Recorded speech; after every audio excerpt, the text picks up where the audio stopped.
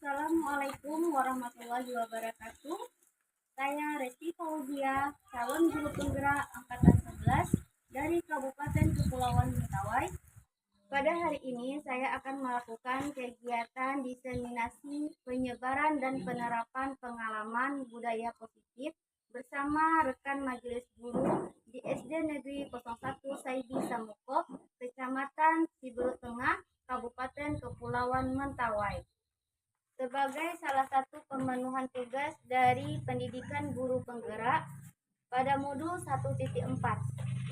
Berikut ini cuplikannya. Jadi baik Bapak Ibu ya.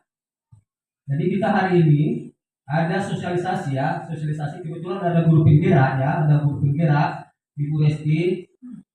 Jadi kita apa yang ditayangkan kita lihat. Jadi kita lihat apa yang dipaparkan. Jadi tadi hanya itu yang bisa kita lihat. Nanti apa nanti dijelaskan juga Bu Resti. Jadi hanya itu yang bisa kita sampaikan.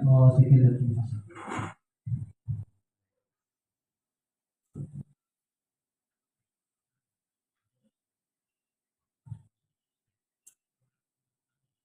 Assalamualaikum warahmatullahi wabarakatuh.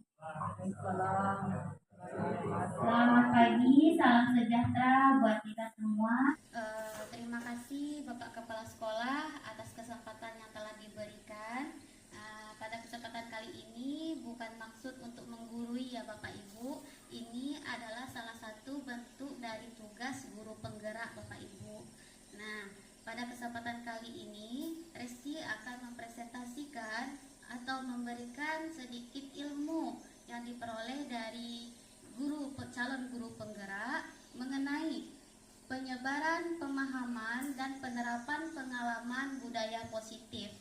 Nah, budaya positif kalau menurut Bapak Ibu yang terlintas dalam benak Bapak Ibu, budaya positif itu apa ya kira-kira? Ayo, siapa yang bisa? Silakan Pak. Ayo Bu, budaya positif, apa sih budaya positif itu? Penting nggak budaya positif kita terapkan di sekolah kita? Ada yang bisa memberi penjelasan sedikit?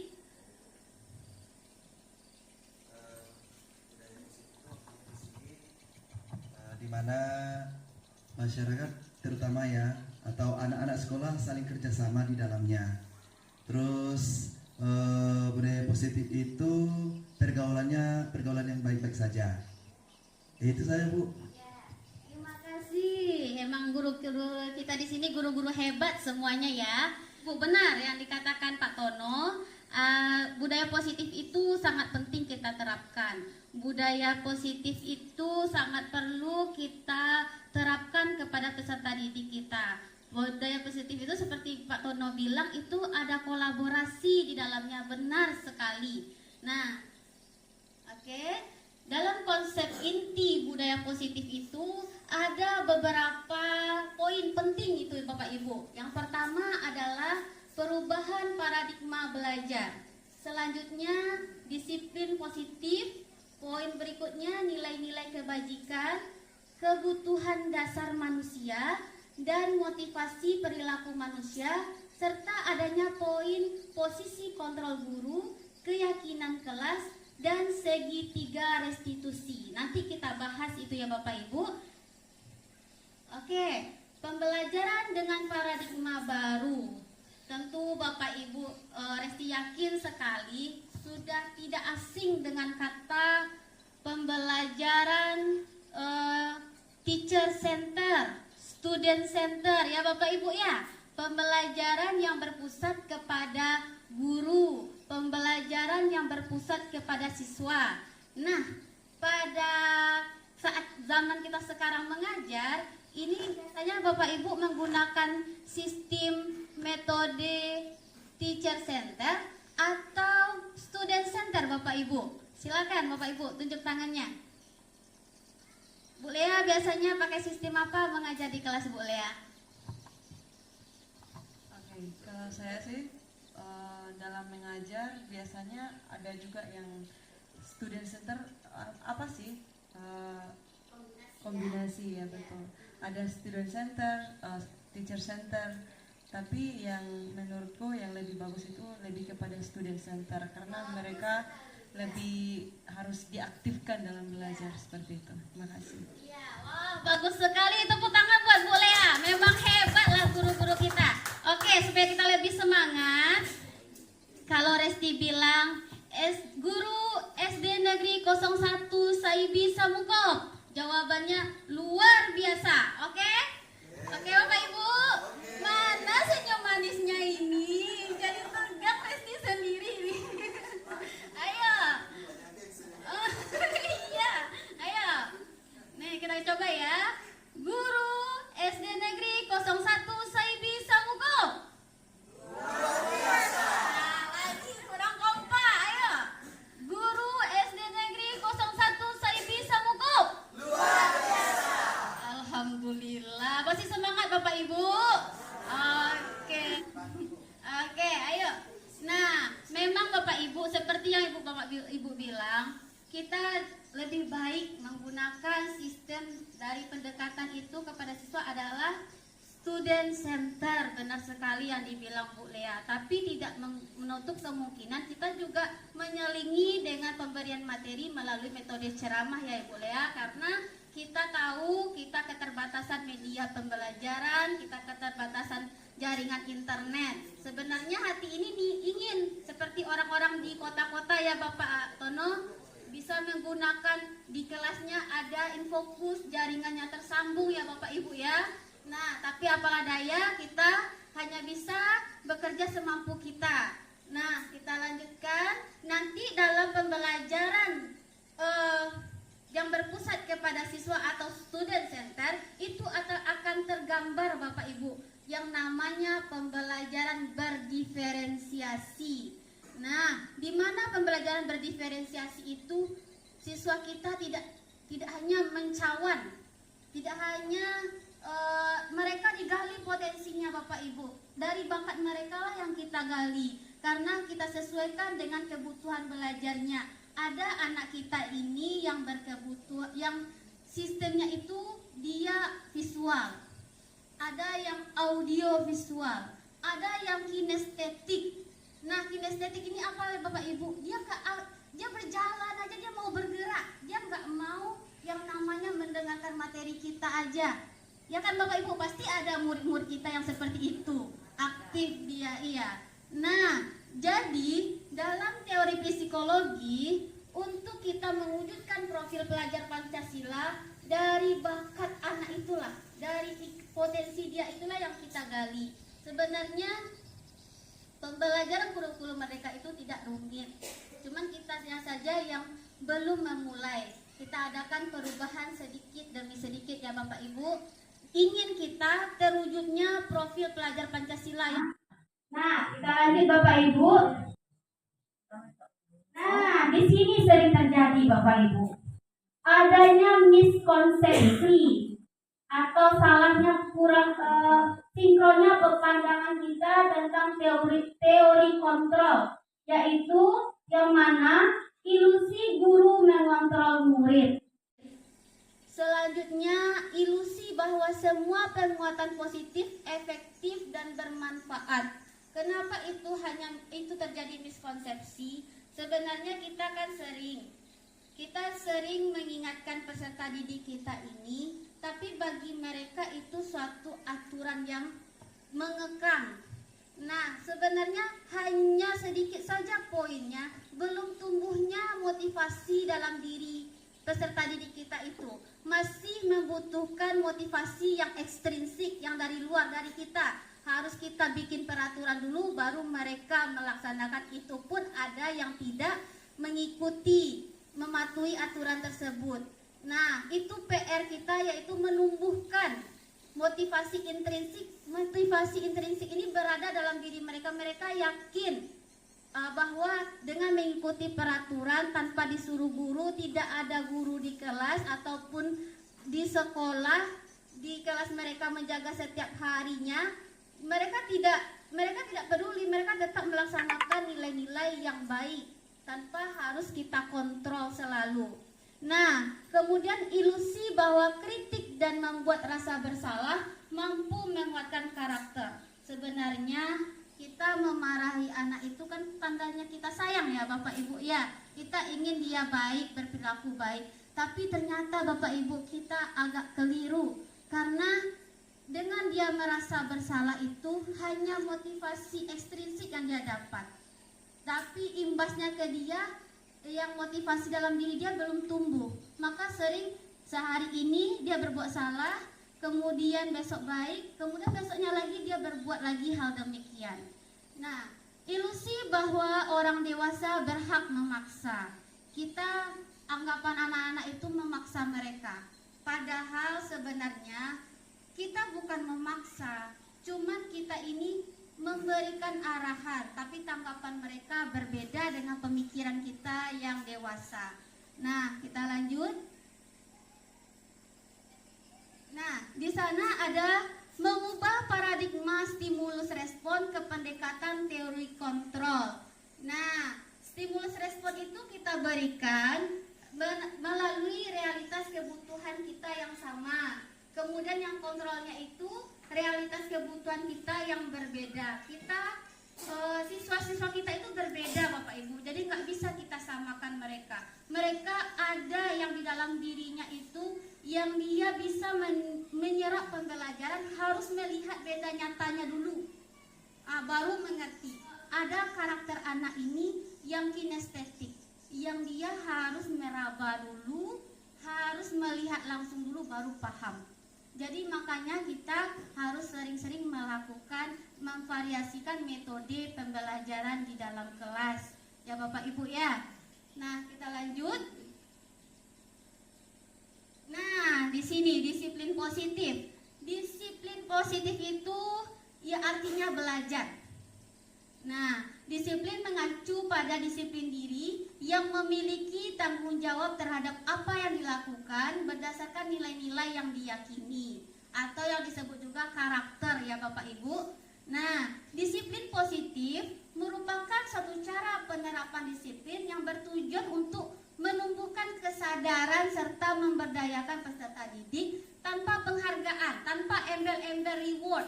Nah, kemudian tanpa ancaman dan hukuman. Nah, jadinya budaya positif itu memang tumbuh dari diri anak kita tanpa perlu kita mengancam, menghukum mereka Bapak Ibu ya. Karena zaman sekarang ini luar biasa ya Bapak Ibu. Sedikit kita memarahi anak, dapat laporan memukul anak tidak boleh, kena kita sama undang-undang. Nah, mau bagaimana lagi, dilembutkan juga terkadang tidak ada perubahan. Nah, begitulah dilemanya kita para guru-guru. Nah, kita lanjutkan. sebagai nilai-nilai kebajikan. Dari nilai yang disepakati bersama, terlepas ini dari suku bangsa, agama maupun latar belakangnya. Contoh nilai kebajikan institusi atau organisasi yang tercermin dari profil pelajar Pancasila yang sesuai dengan yang Bapak Ibu ketahui, profil pelajar Pancasila. Kemudian ada namanya PYP, yang mana di sana itu ada rasa toleransi, hormat, integritas, mandiri, menghargai, antusias, empati, dan keingintahuan, serta kreativitas, kerjasama, percaya diri, dan komitmen. Nah, kita lanjutkan. Ada yang namanya life skill. Nah, life skill itu adalah keterampilan hidup, dapat dipercaya dan lurus hati, pendengar yang aktif dan tidak merendahkan orang lain, dan memberikan yang terbaik dari diri. Itulah dari nilai-nilai kebajikan. Kita lanjut. Kebutuhan dasar manusia. Nah, pada kodratnya, segala sesuatu yang kita lakukan untuk mendapatkan apa yang kita inginkan, seluruh tindakan yang kita lakukan memiliki tujuan tertentu, dan semua usaha terbaik kita lakukan dalam rangka agar kebutuhan tersebut terpenuhi. Apa saja yang namanya kebutuhan dasar manusia itu? Nah, ada 5 Bapak Ibu, ada 5 kebutuhan dasar manusia. Yang pertama, bertahan hidup. Bertahan hidup itu poinnya adalah makanan, pakaian, tempat tinggal, keamanan, dan kesehatan. Dan kedua, kebutuhan dasar manusia yang kedua adalah kasih sayang dan rasa diterima.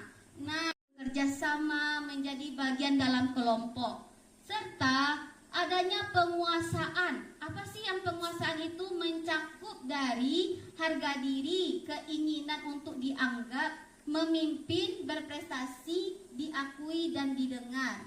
Lanjut, ada yang namanya kebebasan dan kesenangan. Nah, 5 dasar kebutuhan manusia itu yang ingin dimiliki oleh peserta didik kita. Jadi ada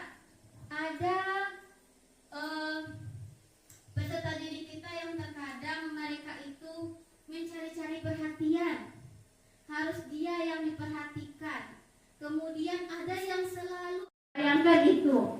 Nah, kita lanjut. Posisi kontrol apakah aku? Ayo coba jawab, ada berapa posisi kontrol kita tadi Bapak Ibu? Ada 5. Iya. Nah, kalau ini kalimatnya masuk yang mana ya? Nih, ayo. Saya kecewa sekali dengan kamu. Itu termasuk mana itu ya? Ayo. Yang pertama, apa yang pertama Ibu? Apa yang pertama? Menghukum. Oke, menghukum. Saya kecewa sekali dengan kamu. Kita lanjut. Iya, lanjut Pak. Oke, lanjut. Posisi kontrol. Jangan Pak, berhenti. Balik. Nah, kita lanjut. Kamu tidak pernah benar melakukannya. Termasuk yang mana itu dari 5 posisi kontrol? Ayo Bapak Ibu. Tadi udah terlihat sedikit slide-nya. Ayo, apa tadi? Kemudian. Ayo, siapa yang tahu? Kira-kira menurut Pak Tono apa itu Pak Tono? Dari kalimatnya. Tadi itu sebenarnya kurang jelas saja nampaknya di situ. Ya. Jadi Apa Budian? Oke, Budian. Apa tadi Budian? Apa nomor 4? Ayo, kamu tidak pernah benar melakukannya. Apa itu? Oke, kita tengok jawabannya. Lanjut Pak. Adalah penghukum. Nah, kita lanjutkan ya. Mudah-mudahan kali ini benar. Apa rencanamu untuk menyelesaikan masalah ini?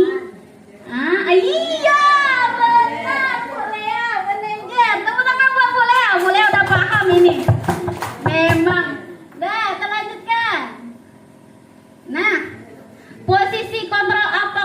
aku, ayolah lakukan demi Bapak Ibu. Apa tadi? Teman, bagus. Iya. Nah, alhamdulillah Bapak Ibu udah paham ya. Nah, ini kamu tidak pernah mendapat nilai jika tidak mengerjakan tugas. Apa ini Bapak Ibu? Apa? Ayo, kamu tidak pernah mendapat nilai jika tidak mengerjakan tugas. Menghukum? Ayo jawaban lain. Nomor 4. Apa nomor 4?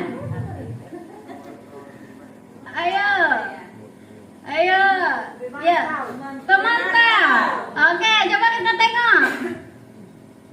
Iya, benar sekali Bu Dian. Nah, udah paham. Alhamdulillah ya. Kita lanjut. Oke. Lanjut Pak Sil. Nah, keyakinan kelas. Nah, mengapa keyakinan kelas? Mengapa bukan peraturan kelas? Nah, selama ini ya Bapak Ibu, Resti sekolah dari SD sampai sekarang ini yang kita tahu itu peraturan kelas atau tata tertib kelas kan Bapak Ibu ya. Nah, ternyata dengan mengikuti kegiatan guru penggerak ini barulah Resti tahu tentang keyakinan kelas. Ada yang namanya keyakinan kelas. Kalau menurut Bapak Ibu, apa bedanya ya antara peraturan kelas dengan keyakinan kelas? Apa kira-kira? Ayo, Bu Dian. Apa kira-kira Bu Dian? Apa perbedaannya sedikit Bu Dian? Kalau peraturan itu dibuat oleh siapa? Kalau keyakinan kelas itu dibuat oleh siapa? Ayo, di situ bedanya, cluenya di situ. Kalau keyakinan di kelas itu milik siswa dan gurunya. Nah, Tapi kalau peraturan kelas itu di sekolah. oke, Di sekolah. bagus. Tepuk tangan buat Bu Dian. Iya, benar sekali Bu Dian. Nah, di sini memang benar dikatakan Bu Dian. Jadi keyakinan kelas itu Bapak Ibu, mungkin Bapak Ibu sudah punya ya keyakinan kelas di kelas masing-masing, juga telah menerapkannya. Nah, keyakinan kelas itu kita sepakati bersama siswa Bapak Ibu. Nah, pertamanya seperti tahu Bapak Ibu, kertas sticky notes yang berwarna-warni. Nah, kertas itu kita gunakan, nanti kita kasih ke siswa kita suruh mereka tulis. Apa kira-kira menurut kamu yang harus kita jaga di sekolah ini, yang harus kita ikuti? Jadi dari mereka tumbuhnya peraturan itu Bapak Ibu, bukan kita yang kasih tulis kayak tata tertib itu, dari ide mereka.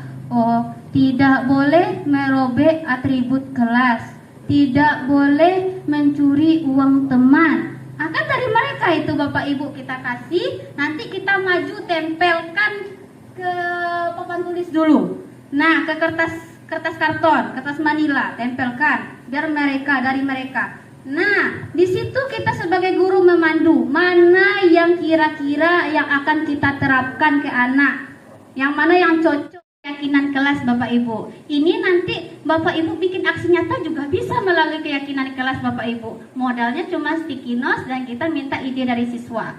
Nah, itu ya Bapak Ibu ya. Nanti kita lakukan sama-sama. Nah, yang bersifatnya sering datang terlambat, kita panggillah mereka kan. Nah, kita tanyakan dulu, apa alasan mereka terlambat. Nah, kemudian dari dialog yang dijalankan guru dapat menghasilkan nanti murid yang mandiri dan bertanggung jawab. Kita lanjutkan Pak Sil. Nah, ini segitiga restitusi dalam menyelesaikan masalah. Guru yang berperan sebagai manajer. Nah, yang menggunakan segitiga restitusi dalam menyelesaikan masalah melalui tahapan. Ada 3 tahapan. Yang pertama, menstabilkan identitas. Yang kedua, validasi tindakan yang salah. Dan yang ketiga, menanyakan keyakinan. Tujuannya agar murid kita itu mandiri dan memiliki rasa tanggung jawab. Kita lanjut. Nah, ini berdasarkan prinsip yang menstabilkan berbuat kesalahan adalah bagian dari proses pembelajaran. Nah, memang mereka salah. Pada intinya mereka salah, perbuatannya salah, begitu kan? Nah, kita tanya, berbuat salah itu wajar, nak? Nah, jadi mereka tuh stabil dia dulu dengan dirinya sendiri. Itu maksudnya menstabilkan identitas. Jadi kita nggak langsung just marahi dia lagi, Bapak Ibu. Kita tenangkan dulu dia. Nah, berbuat salah itu wajar. Tidak ada manusia yang sempurna. Kita tenangkan dulu dia. Kan kita ingin menggali apa supaya dia tidak mengulanginya lagi. Kira-kira menurut Ibu, apakah selama ini kita melakukan marahin dia akan tidak berulang lagi? Kan belum tentu. Kadang-kadang mereka ulang lagi, ya kan ya? Nah, itu tidak ada manusia yang sempurna. Kita tenangkan dia dulu. Itu beberapa kalimat yang kita bisa jabarkan kepada siswa. Selanjutnya, oke. Ya, validasi tindakan yang salah. Nah, di sini pada prinsipnya setiap perilaku berupaya memenuhi suatu kebutuhan tertentu. Nah, memang anak-anak kita ini, kita sudah belajar tadi kebutuhan 5 kebutuhan dasar manusia. Kadang-kadang Bapak Ibu di rumah itu mereka tidak dapat yang mereka inginkan. Jadi pelampiasannya mereka ingin diperhatikan oleh guru. Terkadang anak-anak itu ada saja, kita tidak hanya berpatokan ke sekolah. Kadang-kadang pengaruh keluarga juga bisa membawa suasana hati mereka ke sekolah, ya Bapak Ibu ya. Nah, kamu pasti punya alasan mengapa melakukan itu. Kita tanya dulu. Nah, tadi kan sudah kita stabilkan mereka dia tadi tuh. Nah, kamu pasti punya alasan itu. Biar dia mengemukakan dulu. Nah, sebelum dia berkelahi, apa penyebabnya, kita tanyakan dulu. Nah, padahal kamu bisa melakukan yang lebih buruk. Misalkan, contohnya kemarin aja terjadi kasus si Christine marahkan si Tia karena si Tia ini sering mencontek. Nah, kita lakukanlah penyelesaian masalah restitusi. Nah, dari situ karena si Christine ini sebenarnya dia marahnya karena dia nggak mau punyanya dicontek. Nah, makanya lah kita kasihkan pengarahan. Nah, kita benarkan, kita tenangkan dia dulu. Iya, ibu setuju. Ibu kalau di posisi kamu akan marah kalau tugas ibu dicontek, PR latihan dicontek. Misalkan seperti itu ya ibu. Nih, nah kita tenangkan dia. Nah, kemudian apa yang kamu lakukan tadi terhadap si Via? Saya berkata kasar sama dia bu, katanya kan ya. Saya berkata kasar sama dia bu. Nah, tahu dia kesalahannya karena dia berkata memaki-maki si Via, misalkan seperti itu. Nah, kita lanjut. Bagaimana berikutnya? Oke. Nah, menanyakan keyakinan. Nah, dari situ kita masuk kepada keyakinan kelas. Jadi wajib kita dulu membuat keyakinan kelas kita. Nah, berdasarkan prinsip teori kontrol bahwa pada dasarnya kita termotivasi secara intrinsik. Muncul motivasi itu dalam dirinya Bapak Ibu. Apa keyakinan kelas kita, nak? Boleh nggak kita berkata kasar, berkata kotor? Tidak, Bu. Nah, mereka sadar akan keyakinan mereka, kelas mereka lagi. Nah, jadi seperti itu kita memberikan restitusi kepada peserta didik. Christine, tadi ibu dengar dari ketua kelas katanya Christine bertengkar ya dengan Tia. Ya bu, kenapa kesel nak? Tia tersusul mencantik pekerjaan saya dan memberikan Christine selalu cantik. Oh begitu, wajarlah kalau kamu marah dan kesal. Jika ibu berada di posisi Christine, ibu juga pasti akan melakukan hal yang sama. Lalu, apa yang kamu lakukan terhadap dia? Saya marah-marah, Bu. Saya memaki-maki. Christine, guys. Begitu. Pasti kamu berbuat demikian ada alasannya ya, Christine? Iya, Bu. Masa saya diam saja? Saya kan sudah bersusah payah mengerjakan soal itu, tapi dia hanya mencontek dan tidak mau berusaha sendiri. Ya, wajarlah kamu merasa marah dan kesal karena kamu tidak rela tugas tugasmu dicontek begitu saja oleh Via. Ibu sangat menghargai perbuatanmu karena kamu tidak melakukan yang lebih buruk dari itu, seperti memukul. Ya, Bu.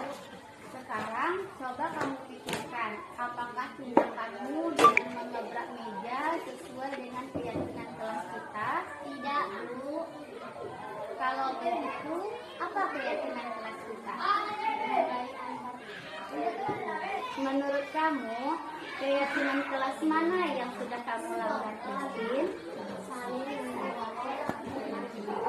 Menurut kamu penting nggak kita saling menghargai antar teman? Baik, kalau itu menurutmu penting, jadi keyakinan apa yang harus kamu lakukan pada saat kamu sedang marah, Christine? Benar sekali. Kamu bersedia memperbaiki masalah ini, Christine? Apa yang akan kamu lakukan untuk memperbaiki perbuatan ini, Christine? Saya harus menahan amarah saya, dan kalau ada teman yang mencontek, saya terlebih dahulu melakukan kepada guru selaku guru kelas dan guru jaga. Iya, benar sekali tindakan kamu, Christine. Tetap semangat ya, nak ya. Sekarang silakan kembali ke kelas kamu, nak. Terima kasih, Bu. Iya. Jadi ya. Shalom, perkenalkan nama saya Christine Natalia Diawa dari kelas 5B. Saya senang sekali diskusi dengan ibu guru untuk dapat mengendalikan diri dari amarah karena perilaku teman sekelas saya. Saya harus belajar banyak bersabar dan dapat menghormati teman-teman. Terima kasih. Onai, tadi ibu mendengar dari guru Piket, katanya Onai sering datang terlambat ya, nak ya? Ibu, seingatmu sudah berapa kali kamu terlambat, Onai? Sudah 5 kali, Bu. Terlambat datang ke sekolah itu merupakan kesalahan atau bukan? Ya, Bu. Baik, Onai, berbuat kesalahan itu manusiawi. Setiap orang pasti pernah melakukan kesalahan. Tapi kita wajib belajar untuk memperbaiki kesalahan tersebut. Setuju, Onai? Setuju.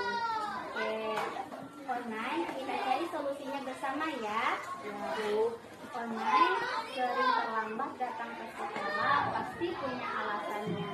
Kenapa sih Onai sering datang terlambat ke sekolah? Karena saya sering cek ya, jadi saya kurang. Oh begitu. Kamu tahu tidak keyakinan kelas yang sudah kita sepakati? Tahu. Nah, kalau terlambat ke sekolah sesuai dengan keyakinan kelas kita tidak? Tidak. Menurut kamu keyakinan kelas apa yang sudah kamu langgar, nak? Ya, menurut kamu disiplin itu penting atau tidak, Onai? Penting, Bu, karena dapat membuat saya datang ke sekolah tepat waktu dan bisa menghargai waktu. Ya, benar sekali, Onai. Menghargai waktu itu penting dan banyak manfaatnya. Seperti kita dapat menghargai orang-orang yang ada di sekitar kita, kemudian pekerjaan kita tidak menumpuk, dan kita dapat melatih rasa kepedulian kita. Ya, Bu, saya menyesal karena sudah terlambat ke sekolah. Saya mohon maaf, ya, Bu. Iya, Onai. Sikap yang baik telah kamu lakukan dengan cara meminta maaf. Kemudian, apa yang akan Onai lakukan agar Onai tidak terlambat lagi datang ke sekolahnya? Saya akan tidur lebih cepat, Bu. Saya tidak akan begadang lagi ya, supaya saya datang ke sekolah tidak terlambat lagi. Bu. Ya, benar sekali, Onai. Kamu sudah menemukan solusinya. Nah, Ibu nanti akan bekerja sama dengan orang tuamu untuk supaya kamu tidak terlambat lagi datang ke sekolah. Ya, Bu. Sekarang ke kelas dulu ya nak ya. Kasih Ibu Indah sama-sama. Salam, perkenalkan nama saya Onat, siswa kelas 5B.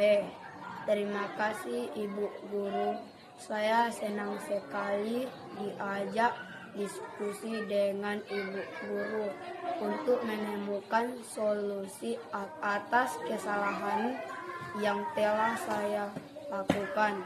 Saya tidak akan bergadang lagi supaya tidak terlambat ke sekolah.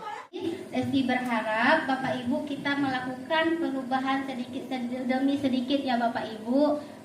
Dan dalam penerapan program disiplin positif, hendaknya guru memiliki standar kepribadian. Tentu kita sebagai guru memiliki 4 standar ya Bapak Ibu, yaitu kepribadian, profesional, dan sosial yang baik, di mana guru mampu merefleksikan dirinya sebagai posisi kontrol. Nah, saat ini bagaimana berjalannya perjalanan dirinya sebagai among atau manajer yang menentukan murid-muridnya menjadi insan yang mandiri, merdeka, dan bertanggung jawab. Nah, sesuai dengan profil pelajar Pancasila.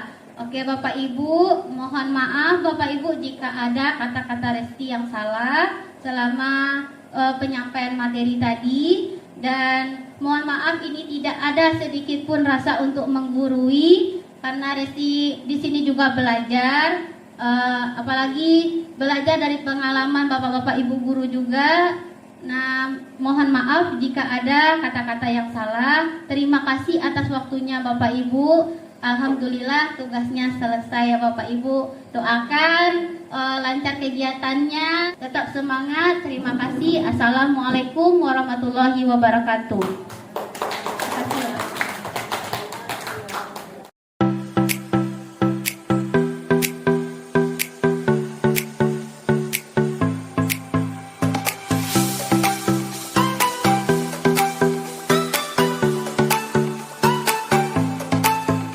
Selamat pagi anak-anak Ibu. Baik Bu. Gimana kabarnya hari ini? Baik, sehat, dan luar biasa. Yes, yes, yes. Mantap. Semangat untuk belajar? Ya Bu. Oke. Pada pagi hari ini kita akan membuat sebuah kesepakatan kelas, yaitu kesepakatan kelas 5B. Ya, anak ibu sudah berada di bangku kelas 5, tepatnya di kelas 5B. Nah, ibu akan memandu caranya membuat keyakinan kelas. Anak ibu udah tahu sebelumnya apa itu keyakinan kelas? Ya, Bu. Ada yang tahu? Tidak. Nah, keyakinan kelas itu hampir mirip dengan tata tertib sekolah atau peraturan sekolah. Nah, apa contohnya peraturan di sekolah kita? Tepat waktu dan disiplin. Bagus. Nah, keyakinan kelas itu hampir mirip dengan peraturan kelas. Bedanya, kalau peraturan sekolah itu kan sudah ada tanpa diminta dulu kesepakatan anak-anak ibu, tanpa diminta dulu persetujuan anak-anak ibu. Sementara keyakinan kelas ini adalah anak-anak ibu bersama ibu membuat peraturan atau peraturan yang ada di kelas kita ini, khusus kelas kita saja. Ya, kelas kita kelas berapa? 5B. 5B ini keyakinan kelasnya menggunakan kalimat yang positif. Jangan memakai kalimat yang tidak boleh. Itu sebaiknya diganti kalimatnya. Contohnya, kita bikin nanti keyakinan kelas itu kalimatnya itu tidak boleh mencontek, kita ganti kalimatnya harus jujur. Kan kalau mencontek kita berbohong ya nak ya. Nah, kita ganti kalimatnya kita harus jujur. Kita seperti itu. Kalau tidak boleh datang terlambat ke sekolah, nah apa kalimatnya bagusnya itu nak? Datang tepat waktu. Pintar sekali. Kita coba. Oke, silakan nanti anak ibu tuliskan idenya satu